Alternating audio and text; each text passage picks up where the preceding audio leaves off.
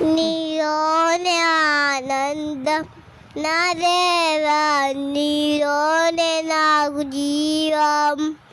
నిన్న నేను నిరంతరు వారని దేవా, తప్పిపోయిన కుమారుని నేనైతే రాకెందిరించే తండ్రి నా ఎత్తు. ఇంకా నా లోకమంతానే ఊరేగిరా, నాకు ఎక్కడ ఆనందం.